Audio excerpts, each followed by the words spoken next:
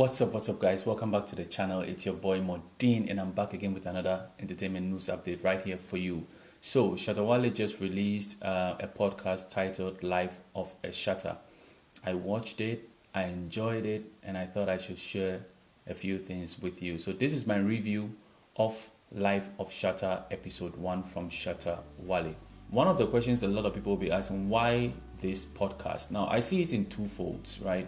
Number one is we get to understand Shatta Wale and his thinking ability, the way he processes things, why he behaves a certain way. So this podcast will throw more light on who he is as a person, what he sees in general when it comes to the industry and all that from a relaxed standpoint.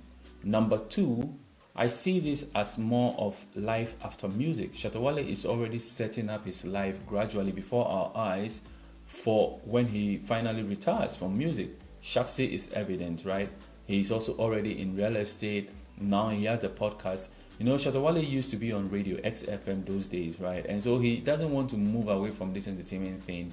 He's going to be recording beats and maybe working on projects for upcoming artists and all that. So he's going to be tied to the music thing. But he's trying to make the switch in a very good way. So you see Shatta, you see the real estate, and now the podcast Life of a Shatta, where he can sit back and talk about any and everything in a relaxed way and still on his own YouTube channel. Now, this one right here is a very interesting concept, right? Shatta Wale representing himself as well as having Jawade and Jupiter on board to talk about life just at a relaxed pace. Per their definition, Life of a Shatta, highlighting the Shatta is not about life of Shatta Wale, but about the street, about someone who is willing to hustle and all that kind of stuff, right?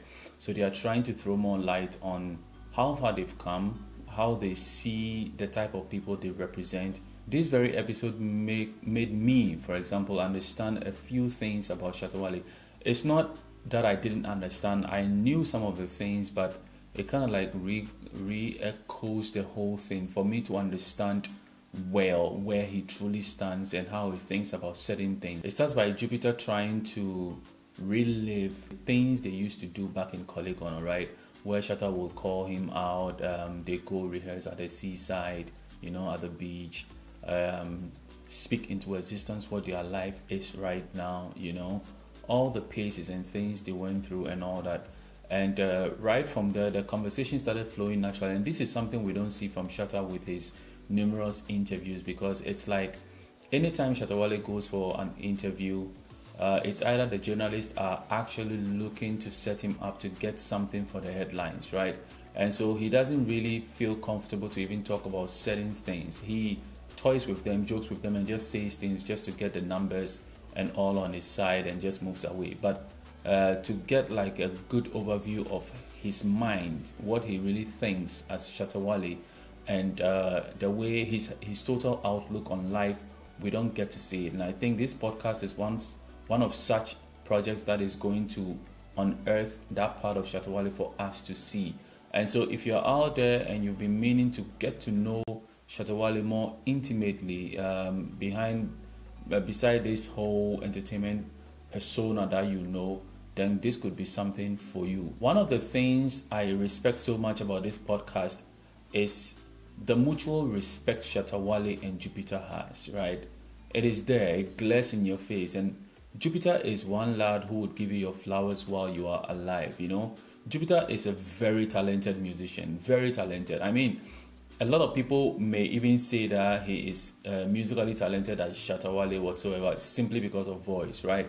But Jupiter, knowing where they started from and how far they've come and all that, Jupiter gives massive respect to Shatta Wale, and it shows in this podcast. He's not just talking to him as his co-equal or somebody he can just be so familiar around or so, but he gives him that respect. He actually considers him a big brother and considers his, the experience he's had in the game and the fame, the power, the true sense of celebrity lifestyle he's got, an influence that he has. I think you would see it from this episode that Jupiter truly respects that, and I think it goes a long way to show us why their friendship has been there for a long time.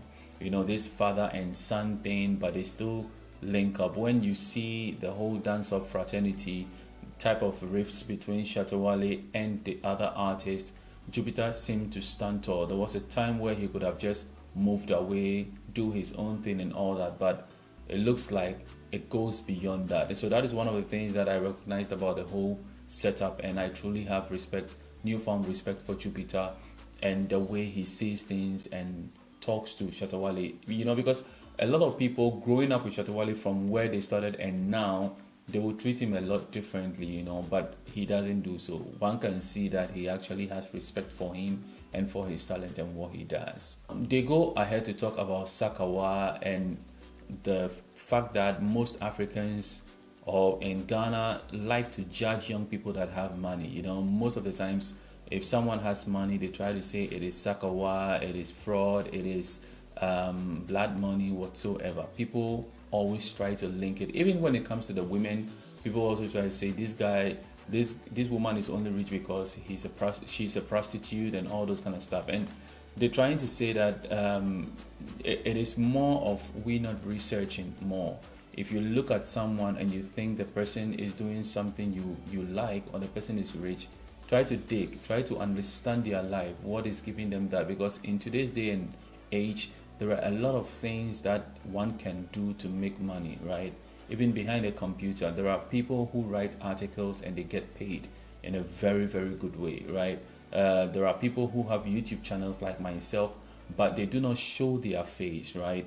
Some do faceless YouTube videos, showcasing some different things. Some do affiliate marketing.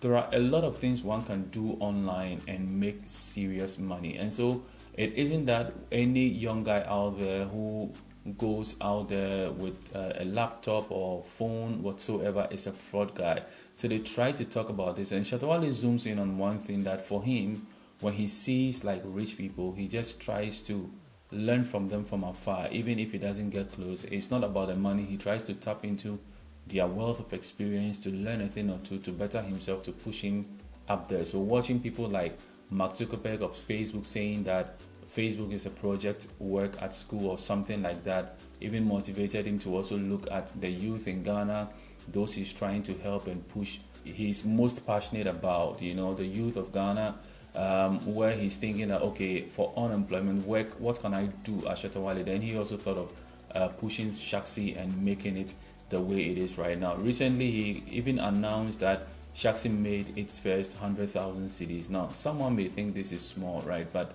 this is a very huge feat, because what you guys don't get is that the commission base of Shaxi is just 20 cedis, right? And so it means that for a driver to drive on Shaxi, they have to book 20 Ghana cedi and get 12 hours drive time. And so 20 Ghana cedi is very small. And so to get 100,000, you have to book it 5,000 times, right? So 5,000 individual driver bookings. That is what it is. And so if you want to go about the hours that people might have driven by the 12, that you mean 60,000 drive hours, and that is a big deal for a company that is barely 2 years old, right? For Shatta Wale, and the way he's going about it and promoting it, he's not doing any sort of big massive promotions and all that, but it's all on the low and it's growing very well. And this podcast gives us a great insight. Shatta Wale also goes in on why he forgives people easily. And his reasoning was quite interesting to note. Now, Shatta says that if anybody says anything about him from a distance, like on internet and all that stuff, if you don't know him, he doesn't take it to heart. I mean, he may come back and rebut what you say and all that, but he doesn't take it to heart. That is just where it ends for him, and he's able to forgive you because you don't know anything about him, right? He goes on to say that he understands himself very well, he knows himself very well, and loves himself so much that your opinion or your view about him doesn't even hurt or do anything to him at all. Now, where he may have issues is where you know him personally, where you come to attack him directly. So if you meet him on the street and you pull a knife, then he's going to meet you with a knife, that kind of vibe. But everything else being said, I think this podcast will gradually give us a good insight on knowing who Shatta Wale is as a person and what is to come in the future. Now, I hope you enjoyed this session. What did you like about the podcast. If you've watched it, let me know in the comment section. If you haven't watched it so far, kindly do so. Watch it and understand Shatta and the brain that works behind the Shatta movement a lot more. Like you always know on this channel, it's all about positivity. If anybody comes to you with a negative vibe, turn around with a smile and say, peace out.